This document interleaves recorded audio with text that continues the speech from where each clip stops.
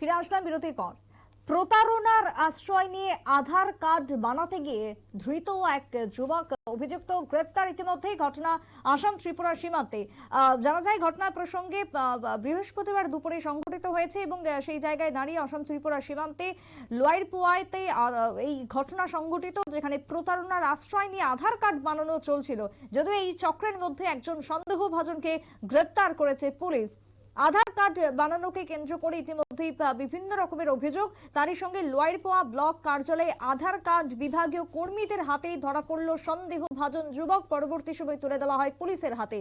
আজ বৃহস্পতিবার দুপুরে ঘটনা সংঘটিত এবং সেই জায়গায় অসম আগরতলা যে সীমান্ত রয়েছে সেখানে লোয়ারপোয়াতে ভারপ্রাপ্ত বিডিও হোসেন আহমেদ জানান যে শহীদুল ইসলাম নামের এক যুবক ভোটার কার্ডের প্রতিলিপি নিয়ে আধার কার্ড বানাতে গেলে তার কাগজপত্র ঘেটে সন্দেহ হয় কর্তব্যরত কর্মী অশোক সিনহার।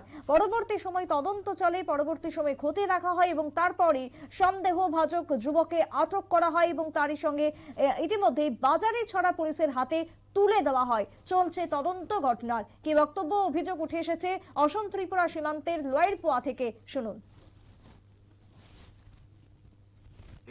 একজন লোককে অবৈধভাবে শনাক্ত করা হয়েছে, এই সম্পর্কে কি বলবেন? এই সম্পর্কে আমার বক্তব্য হলো, আমাদের ব্লকে একটা আধার রেজিস্ট্রেশন সেন্টার আছে, গভর্নমেন্টের পক্ষ থেকে দেওয়া হয়েছে। সেই সেন্টারে আধার রেজিস্ট্রেশন চলছে। তো আজকে আমি যখন অফিসে এলাম, আমাদের ব্লকের যে আধার রেজিস্ট্রেশনের ভেরিফায়ার একজন থাকে, ওনার নাম অশোক সিনহা। উনি খবর দিল আমাকে যে একটা লোক এসেছে সন্দেহভাজন। আমি সেখানে গেলাম, গিয়ে দেখলাম ও যে ভোটার আইডিটা প্রডিউস করেছে আধার রেজিস্ট্রেশন করার জন্য, সেই ভোটার আইডিতে যে নামটা হলো সে নাম হলো সাইদুল ইসলাম। কিন্তু জিপিএস এর মাধ্যমে যখন এই ভোটার আইডিটা ভেরিফাই করা হইল, তখন দেখা গেল অরিজিনাল যে ওনার, তার নাম আব্দুল মাজিদ। তাই আমাদের সন্দেহ হয়েছে। অ্যাকর্ডিংলি আমরা পুলিশকে ফোন করেছি এবং পুলিশ এসে সেই লোকটাকে চলে গিয়েছে, থানাতে চলে নিয়ে গেছে। এখন আমাদের পুলিশ যখন নিয়েছে, ওরা ডেফিনেটলি ইনভেস্টিগেশন করবে।